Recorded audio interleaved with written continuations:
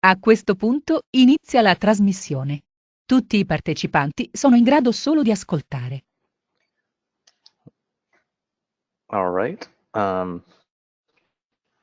Hopefully you can hear me. I need to make sure that you guys can all hear me. Hopefully you can.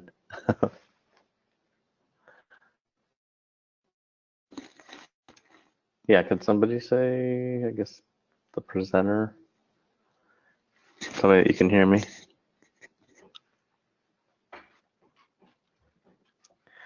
All right, well, I'm just gonna go ahead. So welcome everyone to the Future of the Video Game Industry webinar. I'm your speaker, John Romero. I've been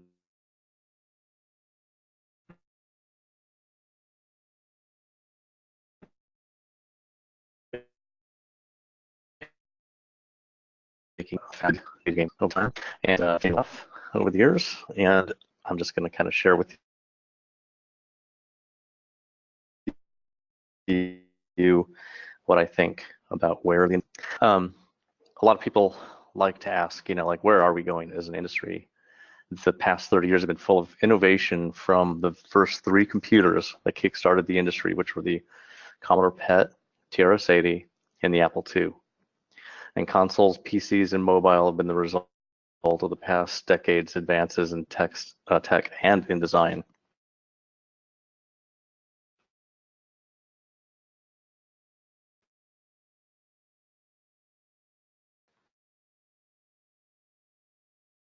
But where are we going? High interest and billions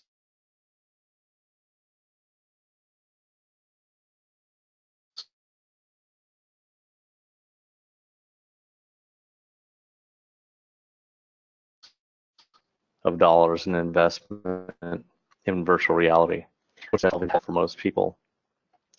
The only ones left who think VR is viable are creators of VR arcades, where they hope that people go and play the highest end devices right after the 100 people before them put the device on their head and their hair. Arcades of the 80s had millions of kids using the exact same joysticks without any worries, but kids don't really worry about germs as much as adults do. So we'll see how this works out for the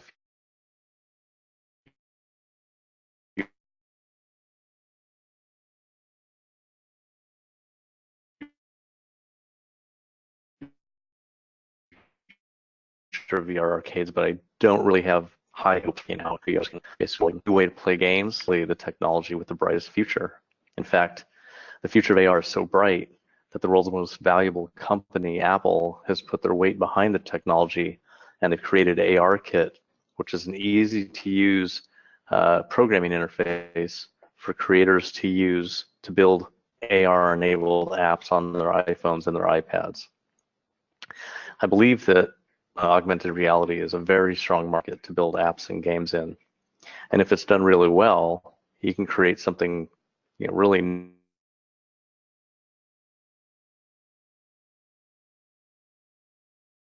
new. And if you do that, it really is immediate and a wide range in applications if seen through your phone's camera, as opposed to devices like a Microsoft HoloLens. The higher the probability that it will win in the market, especially percent of a market. People have 4 main interfaces today. They have a smartphone, they have a keyboard, a mouse, and they have a controller. Anything outside of those interfaces face a really rocky road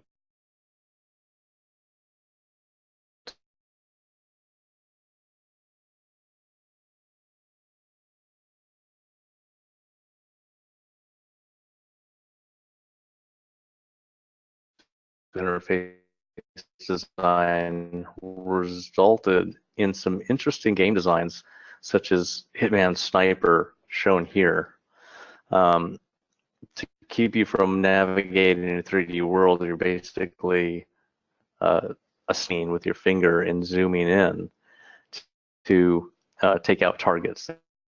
that you're given in missions.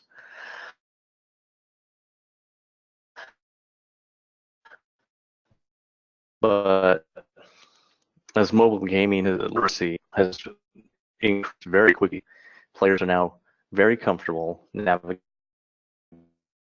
an avatar through a 3D world the same way that they do on smartphones. This is a complex 3D shooter that is easy to control on a smartphone. And after this generation gets used to this kind of touch interface, you can bet that the future will be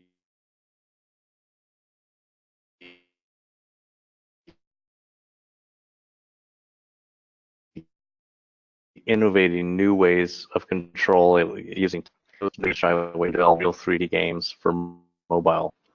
People are really getting used to this kind of full avatar control, full 3D avatar control. Games are they really find huge success. So if you combine new technologies and new design together, you know what can happen. Witness the incredible impact of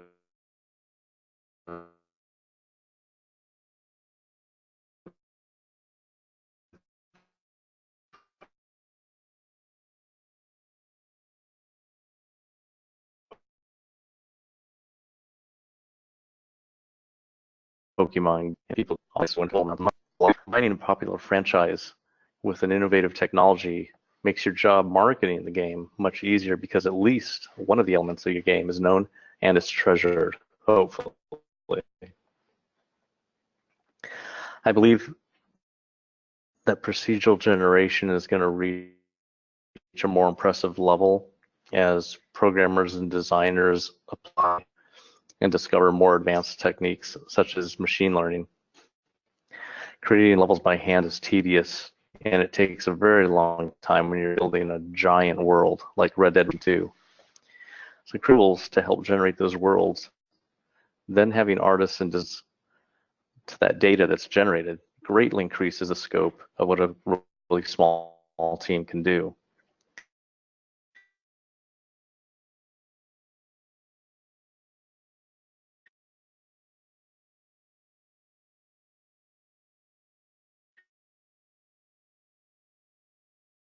So more believable with unique texturing throughout the environment, just like real life. Rage by id Software attempted to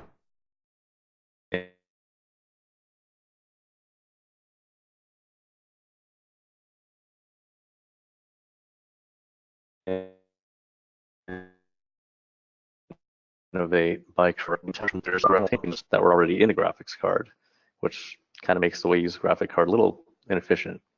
This approach was not that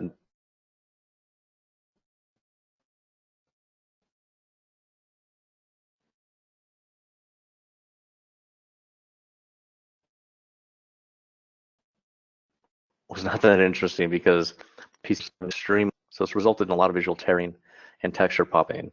And so mega texturing was kind of deemed a failure at the time that it was introduced. But the future of possible mega texturing might lie with an approach called procedural synthesis. Procedural synthesis algorithmically generates textures. And since this can be done without hard drive bandwidth being used, and possibly done within the video card itself, we might see this technology implemented in popular engines like Unity and Unreal Engine. The textures in this scene were generated through procedural synthesis. So no one actually created these, no artist created these textures by hand.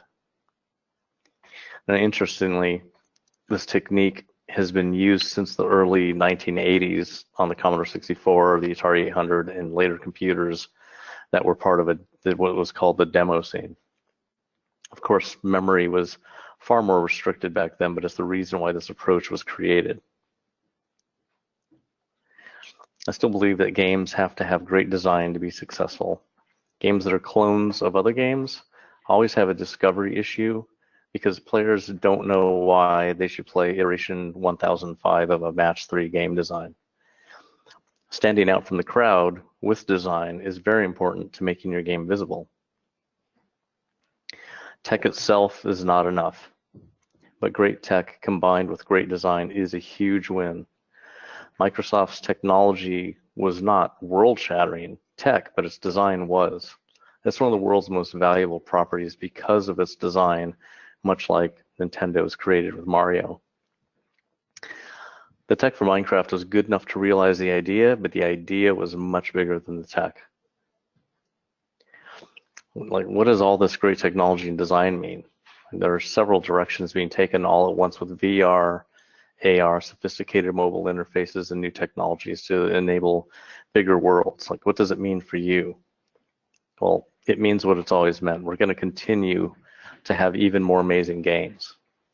Designers are going to continue to innovate with the emerging technologies to create tomorrow's blockbusters. Games that we haven't even imagined yet will be possible before you know it. Sometimes huge changes happen overnight, like Facebook social gaming, Minecraft, and the current battle royale design that's proliferating. More great design just means more interesting games and an interesting future in gaming. So thanks for hearing that short.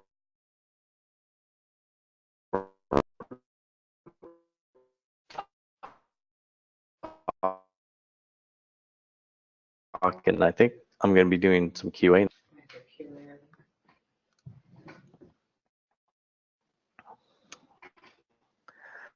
Okay. I have your questions ready, but I think we're going to be live. Yeah, I haven't heard anything yet. Okay. I'm still waiting for somebody to say something.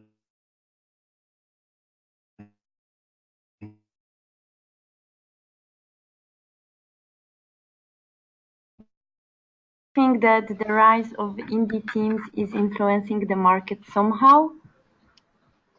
Is the indie apocalypse near, or can the indies have an active role for a renaissance in terms of ideas?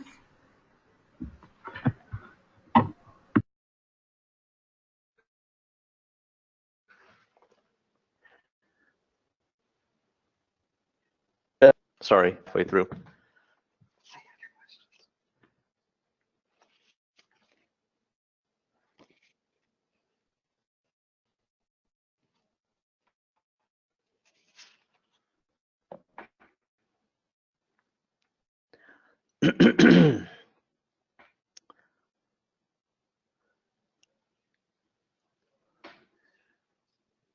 I'm still waiting. I haven't heard anything yet.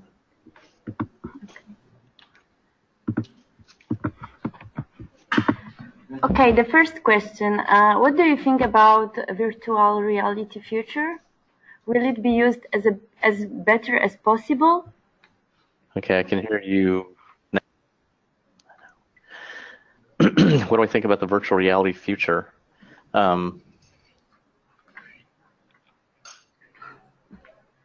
Yes, what do you think about the virtual reality future? Will it be used as better as possible?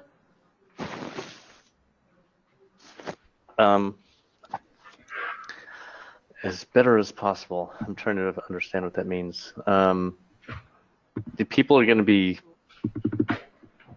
people are using VR, I think. They're trying to use it for games. And I think VR's influence is going to be best used outside of games, probably in lots of other ways, possibly medical, but maybe long distance learning, or even just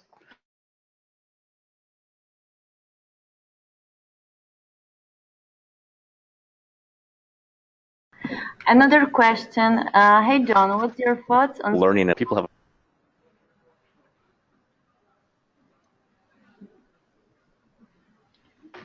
What's my thought? What? Do you hear me now? I do hear you. Okay, so the next question. What's your thoughts on someone entering the industry after the age of 30?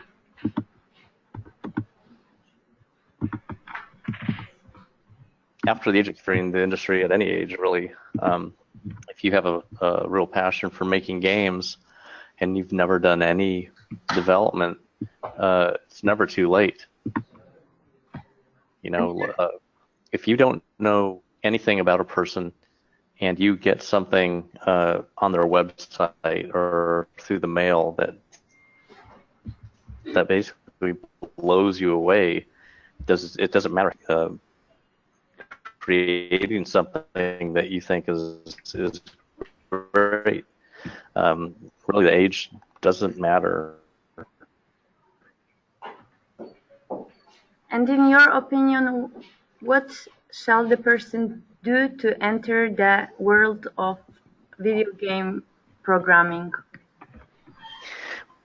Well, video game programming, if you want to learn how to program, there's no reason why you would need to wait to get into it, because if you have a computer and you have the internet, you have a limitless resource to create anything with all the information that you would ever need on the internet. The next question is, in your opinion, at this particular time in history, what could be the best technology for a studio to invest in?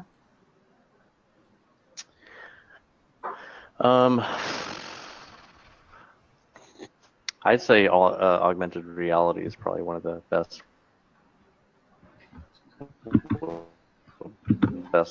investments for developing games right now.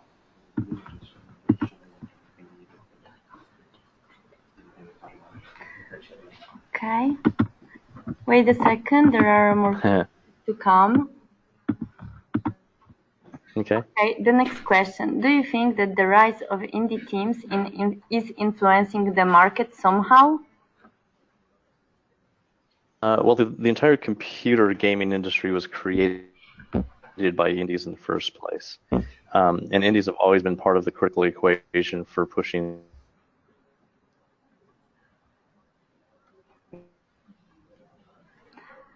and then there is the second the industry forward. Yeah. It's always in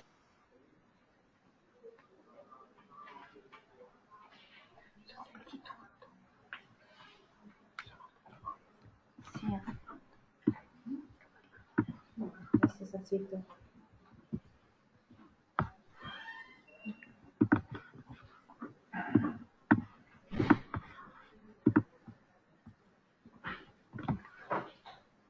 Do you have another one? Okay. Another question, where can I start making a video game? Any advice? Yeah, my advice is start doing it at home. Do it in your spare time. Learn anything that you can about whatever you want to do when you're making a game. If you're a designer, find a programmer, find an artist, come up with a cool design that they both believe in, and start working on the game at night. If you want to learn how to code, then start learning how to code and find a great artist and a designer. Start building a team. Okay, the next one. What is the thing that excites you the most about creating games? What is your inspiration after being already a legendary game designer? I just love playing games, and I just love seeing all the new stuff that's coming out. And even though there are thousands of games out there, I've only made so many games, and I'm excited about making another game at the time that I'm available to do that. And when it's that time, what that game's going to be is completely dependent on what's happening at that time and what I'm thinking. So it's always exciting because things change so much. Okay, the next one, really. What's your favorite AR app right now?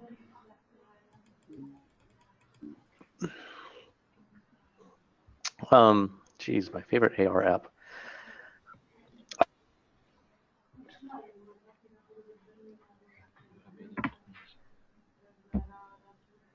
I really like the Measure app on the iPhone. I think it will place furniture in your room to kind of like and stuff. Yeah, those are my favorite apps right now. Okay, another.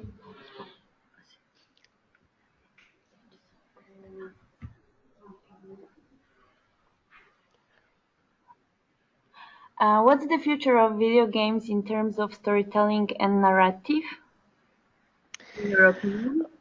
Oh, geez, that that genre doesn't have a name yet, but it's one of the most interesting ones, I think. Um, what remains of Edith Finch, I think right now is the high watermark for that genre.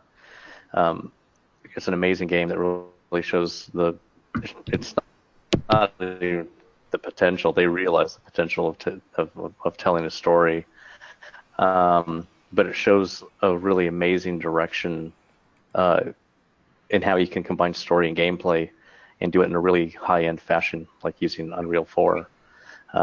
Just an unbelievable game, and then you have small games like Florence on iOS that innovate in mobile interface design for games, doing something different on almost every screen. So there's just a lot of really cool stuff going on in that genre that I'm personally super excited about. Another question. Someone heard that you're working currently on a programming book. Any dates? When will it be published? Can you reveal us something about it? Not yet, but it's a book for people who don't know how to code, and it's about programming in Lua, which is a really simple programming language, but hundreds and hundreds of games have been published with Lua. So I don't have a date on it because I'm not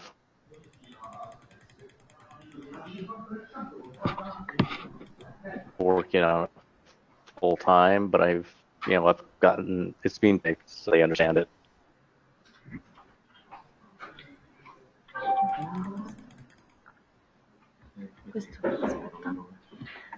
Let's check if there are other questions.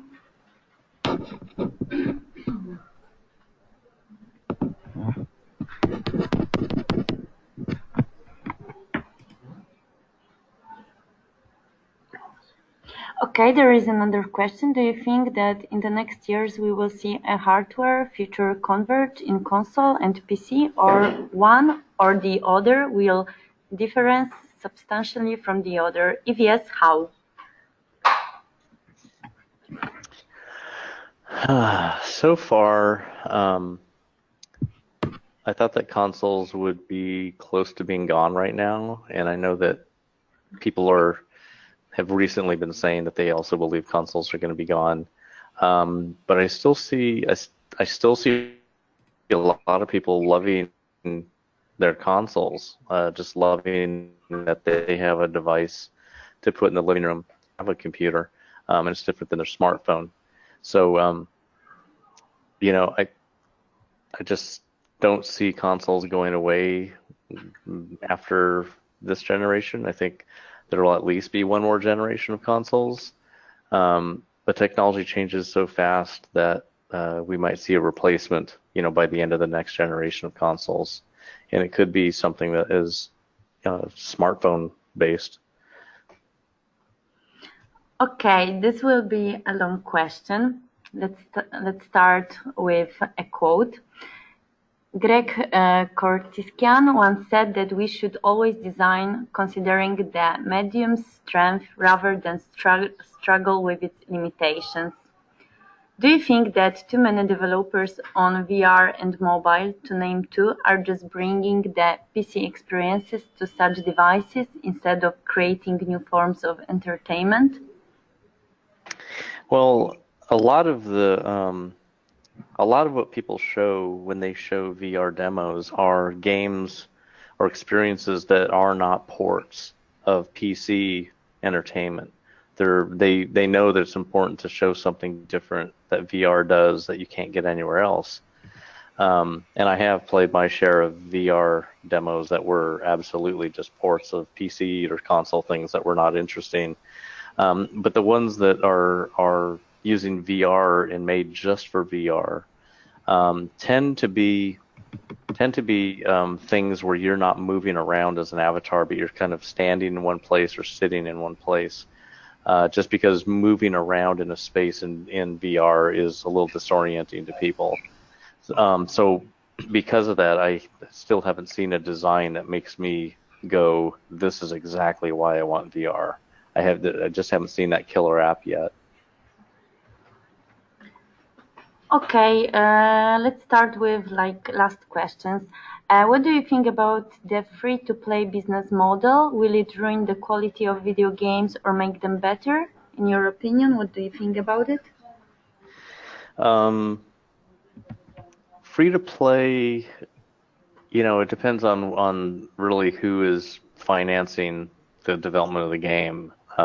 If somebody is just trying to make money, and they have a game that is just heavily monetizing, where there's just a ton of opportunities for monetization inside the game is usually just a vehicle for monetization versus a game that was just really well designed that doesn't try to get money from the player constantly, but the player has a feeling that they want to spend money on the game because it's something that they think will kind of help them look cooler or kind of demonstrate to other players in the game that they have a unique, some kind of unique feature or look to them that makes them stand out. So, there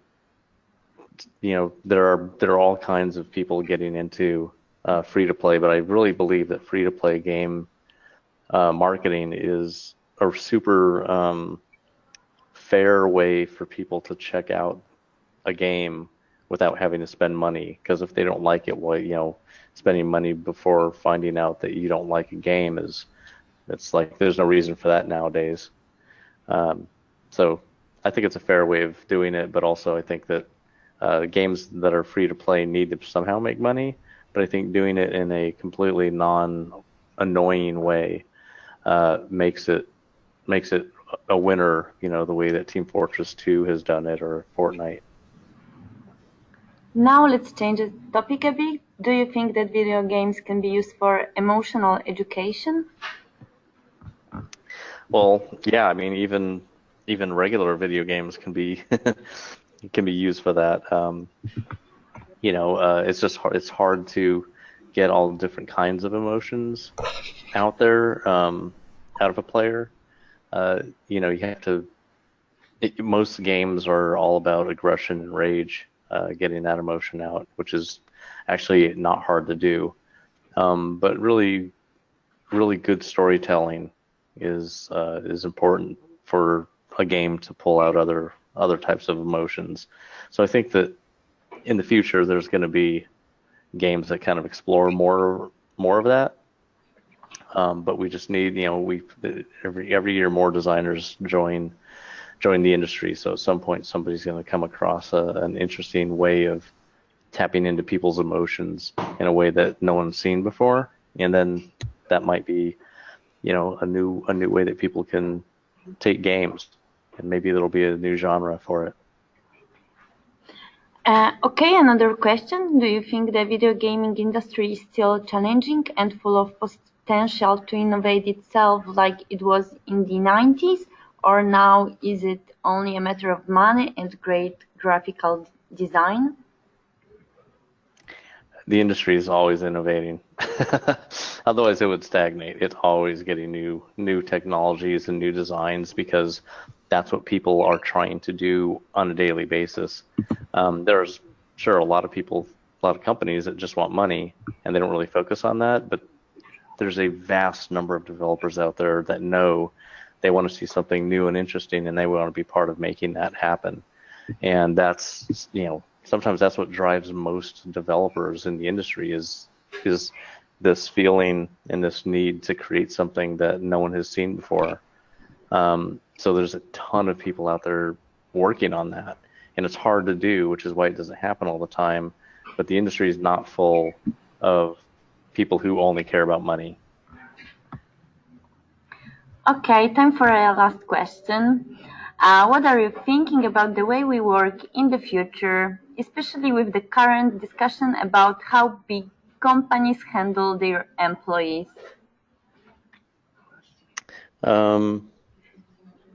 Yeah, I mean, this is something that's kind of gone on since the 90s, where the recent news that on Red Dead Redemption 2 that 100-hour work weeks are the norm for months and months and months. And most companies don't do stuff like that. And nowadays, it's like really a bad idea to publicize that at all, because everybody's completely against that kind of work environment. So it is a very small amount of companies that would put their employees through that kind of grinder, working so hard. So yeah, there's plenty of lawsuits that have happened. There's going to be some more that happen. It's not going to go away soon, but it's not a problem that affects the entire industry. Okay, so we would really like to thank you for answering all our questions. And I think that's all for now. And thank you for this session. And we would like to say to all the participants that you will be one of our main stars at Codemotion Milan conference and Codemotion Madrid. So if someone is interested in meeting you in person, we highly invite all of you to participate at one of our upcoming events. And thank you once again. Yeah, thanks for having me. I'm looking forward to seeing people in Milan. It's going to be great. Yeah, it will be great. So see you really, really soon. Thank you so much. Okay. Bye. All right. Thanks a lot. Bye.